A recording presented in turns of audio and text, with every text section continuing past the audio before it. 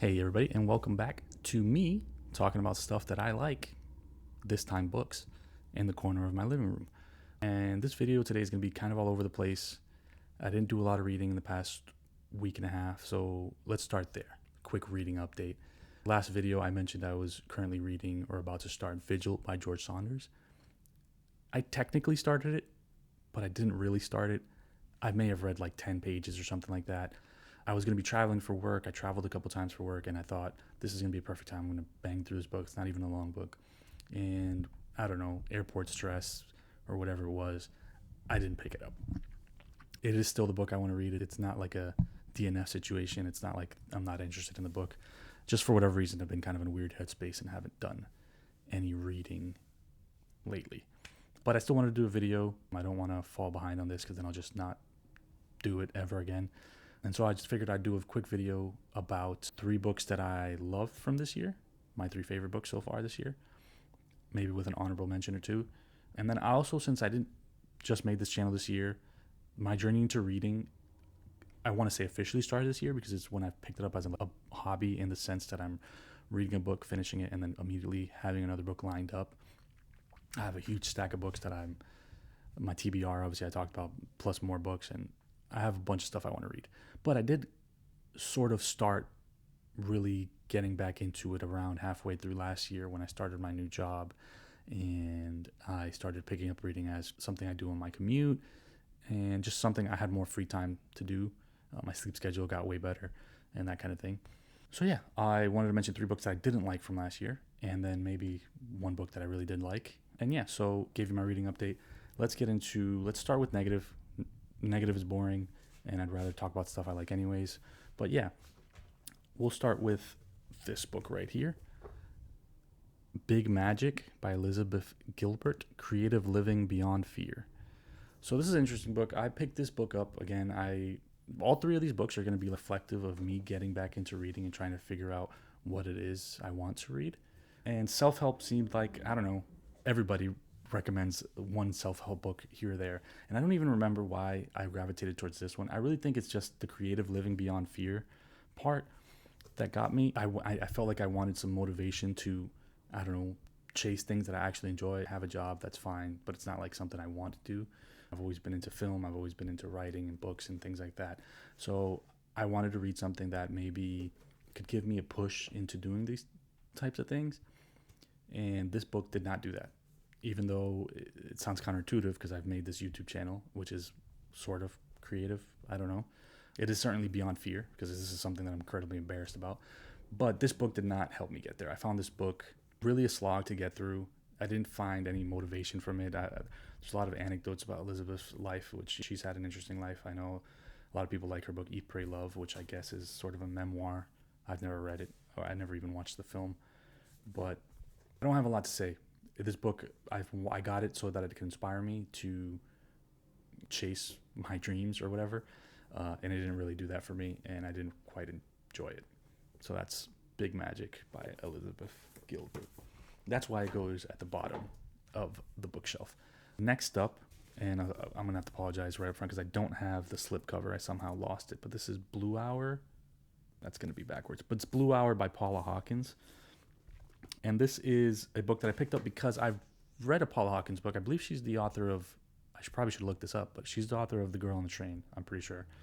And I read that years ago, and that was a book I kind of enjoyed. I enjoyed the mystery in it and all that. I read it before the film adaptation, which was also years ago. So this is a long time ago.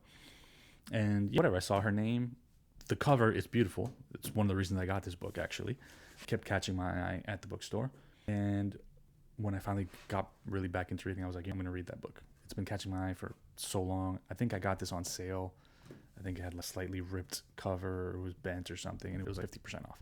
So I grabbed it, and I really found it to be pretty uninteresting, boring. I found the mystery predictable, and I don't even think a predictable mystery discounts a mystery story. I think if you've watched enough film, if you've, I don't know, if you know enough stories, there aren't many mysteries you can't figure out if you're paying attention, or at least come close to figuring out.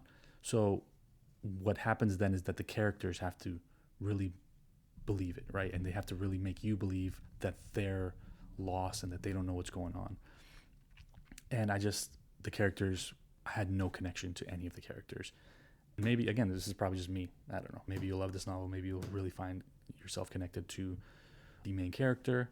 But no, this book did not do anything for me. I guess I should probably be giving some kind of synopsis. This follows a man who works at an art dealer, and they have a bunch of art from an author who passed several years ago, and they want more art from this artist. But there is a woman who lives in this artist's old home who they believe has more art that she is not giving up. And so this man goes to this island, which is one of those, I don't know if you've seen 28 Years Later, or there was a show about it as well. There's actually a lot of stories that involve, like this, it's an island that has like a land bridge that gets covered by the ocean at certain times of the day, and you can get stuck there. And so that's the plot that this story follows. This guy, he goes out there and he gets stuck there a few times because he's trying to convince this woman to give the art. And there's a whole mystery about did this woman die naturally? Was she murdered? Who is this woman that's staying in her house, really? You get multiple POVs in the story. I did not enjoy really anything about the story. I found it pretty difficult to get through. And that's that. And I'm going to move on to the third book, which is pretty much easily the worst book I've read. That's rude.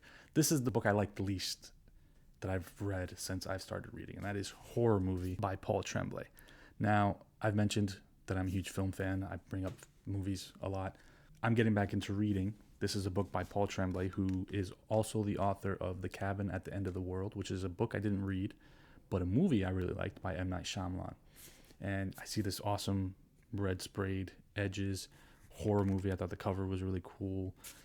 The synopsis, it's about an old horror film, cult classic horror film that they're going to remake, and a lot of the people who were in the original film have passed, I believe, and they get the guy who plays like the demon or the monster in that original film. He's coming back for this one, and that all sounded incredible, like Hollywood insider stuff, horror films. I love horror films, but yeah, it seemed like a home run. I'm like, wow, I'm gonna really love this book, and I hated this book. I really did not like this book. I just found all the characters incredibly unlikable, including the main character. It ends on this pretty huge twist, which I'll admit I didn't see coming, but that didn't make it good. I was shocked reading it, but I was like, this is shockingly dumb. I didn't find it scary. I found the descriptions of this cult classic horror film sounded so bad. I don't even understand. It didn't sound like a good movie. I don't know. I think if you're going to make a story, I think it's always hard to make art about art. So when you make a film and there's talk about this amazing piece of music, right? But now you got to go and make a piece of music that's actually worthy of this description. And I think that can be hard to do. And I think the story overpromised on, I don't know, the quality of this supposedly cult classic horror film. But yeah, those are the three books from last year I did not like. Big Magic by Elizabeth Gilbert, Horror Movie by Paul Tremblay, and The Blue Hour by Paula Hawkins. Let's just say I do not recommend. All right, and then honorable mention, book that I really did love from last year, it's going to be The Message by Ta-Nehisi Coates. And this is a book, again, my memory is pretty bad, so I'll have trouble, but I know this is a book. It features 3 stories of Ta-Nehisi visiting 3 different places. Perhaps I can look at the synopsis here. Ta-Nehisi Coates originally set out to write a book about writing. The first of the book's 3 main parts takes Coates on his inaugural trip to Africa, a journey to Dakar. He then takes readers along with him to Columbia, South Carolina. And eventually he ends up in Palestine, which is the third and final story here.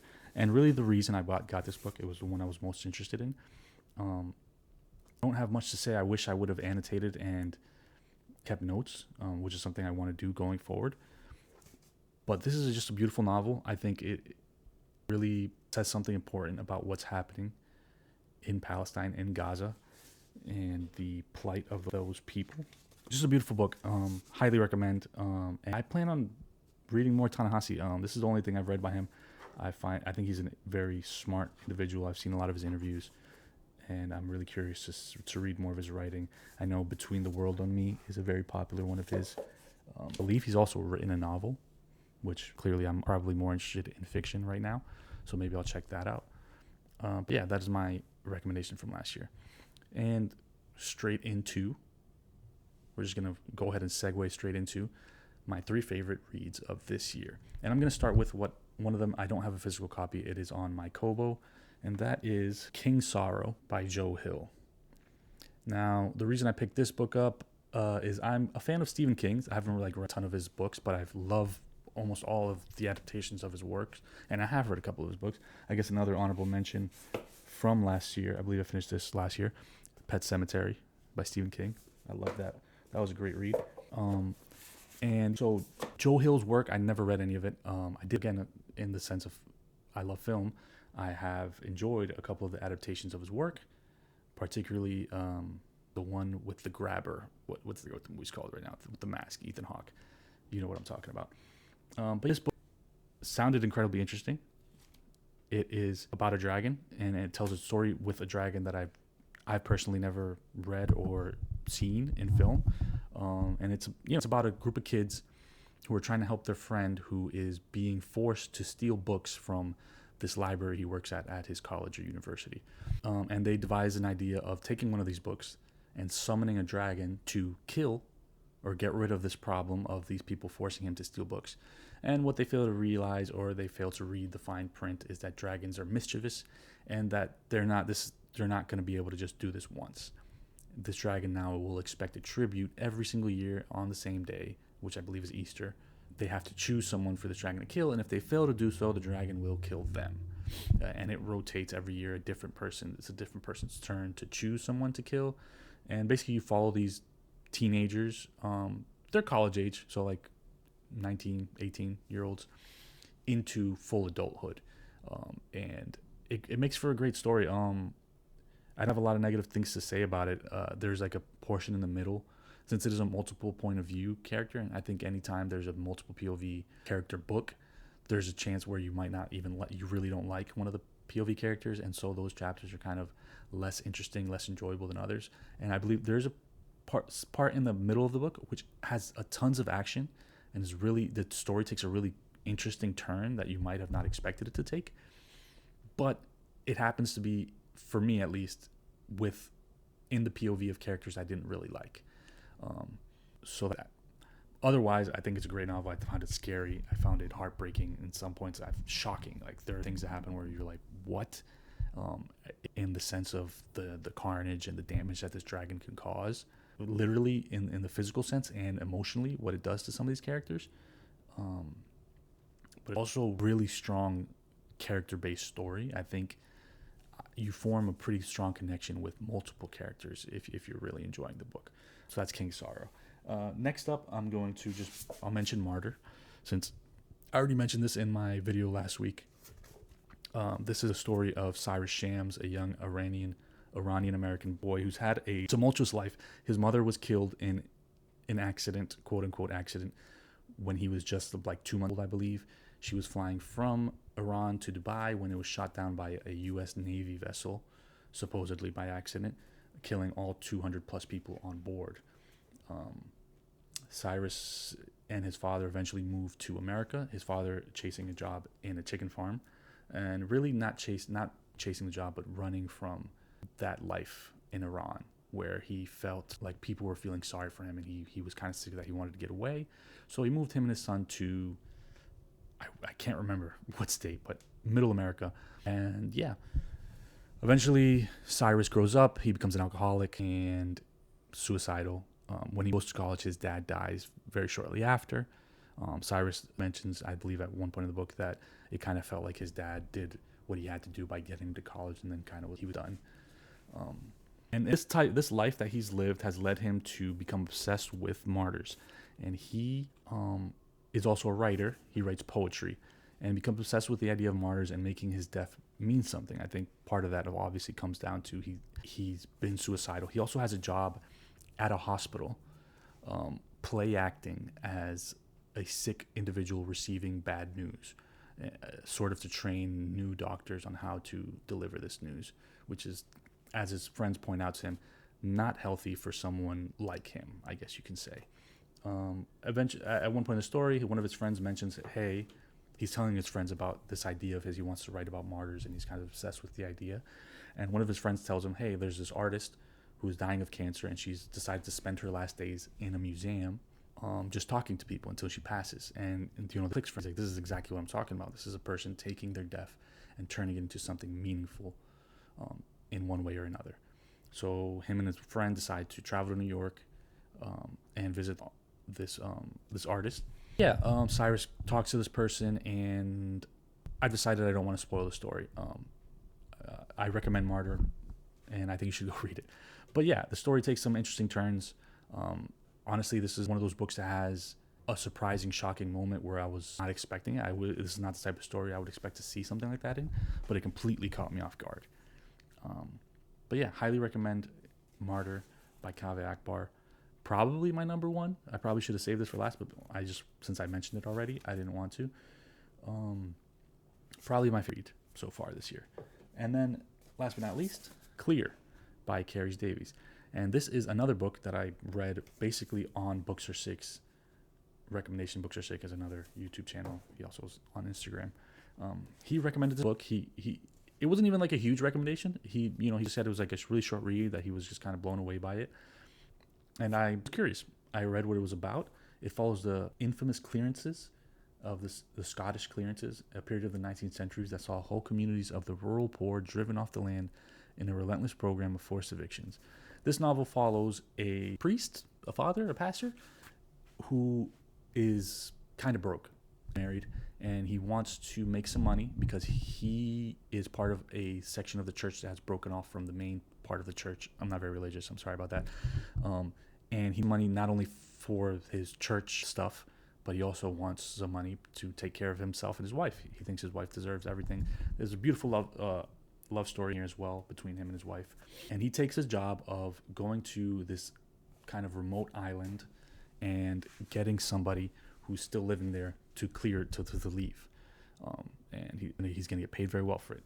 Unfortunately, when he gets there, he has an accident, and eventually the person who lives there finds him, brings him back to health, and they form a friendship through language. They both speak a dialect that they don't understand each other. They learn to communicate. They become good friends, and this story is just so beautiful. It's such a small story, and by the end you are so connected with every single character in here.